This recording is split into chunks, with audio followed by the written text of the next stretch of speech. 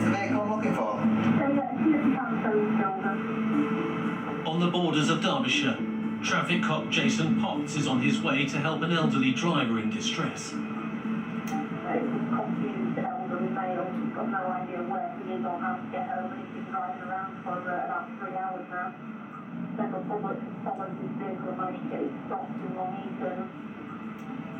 24, thank you.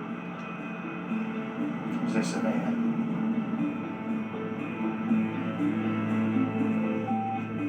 Hello? You rang the police? You can take a seat if you want. We're not going anywhere, I'll just... rung you up. He said you were coming and I'm here now. I'm here now. And you were going to show me the road. Well, no, I've come to make sure you're safe and make sure that you're okay to drive. Yeah, I'm alright. Because I've got to make sure that you're not going to get lost again. Because you do know the danger that can happen if you end up going the wrong way on any kind of road, never mind the motorway. What's your name? What's your date of birth? What year? 32. 32. And do you live on your own? I am now. Yeah. Do you have any children? No. No children? No, all my family's gone. How long have you been driving? Years and years. Okay. Yeah.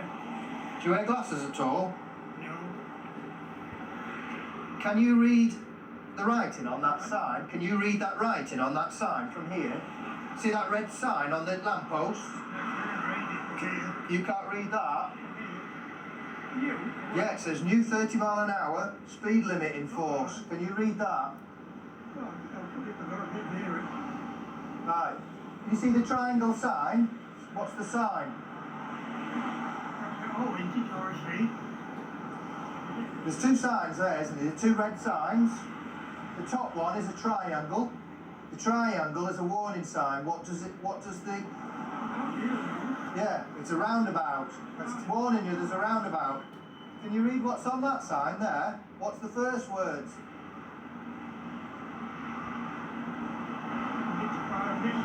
Right, I can't let you drive this car. You can't see. You can't even see those road signs. It's not safe.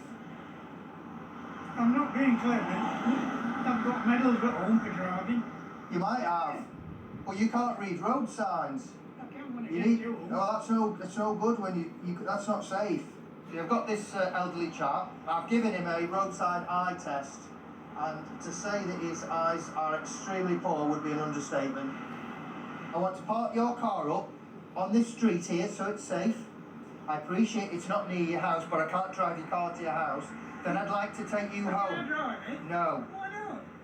Because you can't see. Oh, then you don't get to see that. No, I'm afraid you do.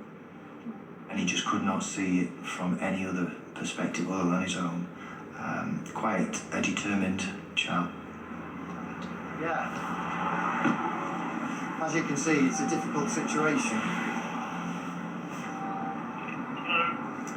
This chap will agree to be the passenger of his car if one of us could drive it to his home address. This might be the only way we can do this.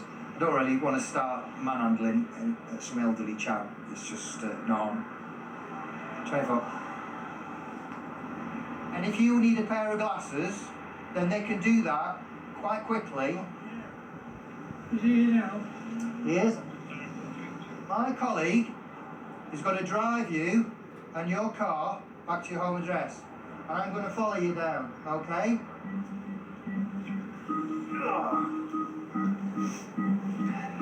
It's one of those situations, really, that we've got to probably put ourselves out to make sure he gets home with his age. Obviously, he's vulnerable in that respect. The issue we've got, even once we've got home, that I would hate to think that he's going to get in this car and drive it once we've gone. There's the potential for that. Bear in mind his mindset. He's quite argumentative and determined, old chap. We're trying to get in touch with somebody that's got some interest in making sure that he stays safe. Who would be his next of kin? Would that be yourself? It would be, okay. We have had an incident this morning where he's been in his vehicle and he's almost ended up going down the M1 the wrong way. And we've got issues with his eyesight and driving. He wants to maintain his independence and he's obviously quite a strong-willed, determined chap, shall we say. And I do have concerns that he may drive again once we've left. Jason wants a relative to keep hold of the elderly man's keys until he has his eyes tested. You got your car keys? Car keys? Oh, what do you want? It's for safe keeping, okay? Well, I've not put car in yet. But if you let me come, I'll put it in. Well, I'll put it in your garage if you're that No, you bothered. don't know how to do it. Right, well, I'm not going to give you the car now. Well, you don't know how to go in. There's that much stuff. Alright. Right? Did you want to leave the key with me? I'll put the car in the garage. Sounds good. Right, what I'm going to do, you're going to help me. I'm going to put the car in the garage for you, okay? But you can watch me do it and guide me in. Is that all right? Yeah? Lovely. So this is what's going to happen, okay? You need to make sure that you get your eyesight tested. If you don't do that, and you drive your vehicle when you get your car keys back, there's potential for you to be prosecuted. And I really don't want to end your driving career being stood in front of Chesterfield Magistrate Court.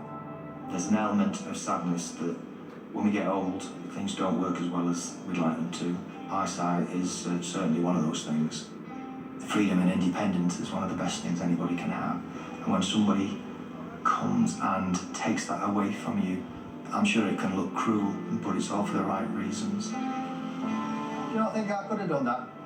Oh, no. I'm supposed to be an advanced driver, you know.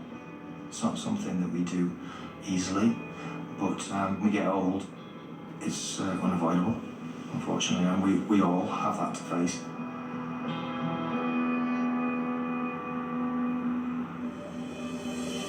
In tonight's episode, Can you read that writing on that sign from here? the elderly man's driving licence has been revoked by the DVLA for now, while he receives treatment for his eyesight. The man who was tasered pleaded guilty to drink driving, driving without a licence or insurance, and resisting arrest. He received a 20-day forced rehabilitation order, 100 hours of community service, and was banned from driving for 3 years. No action was taken against him in relation to the stabbing the car was linked to. I'm behind the vehicle now, lane one. The motorist seen swerving on the motorway was convicted of drink driving and driving without a licence or insurance. He received a suspended prison sentence and was disqualified for 4 years. Come on. The female passenger was convicted of assaulting a police officer and fined £207. The cocaine that you never touch, it's shown positive for cocaine. The driver, arrested by Vicky Martin, was not charged with possession or intent to supply drugs.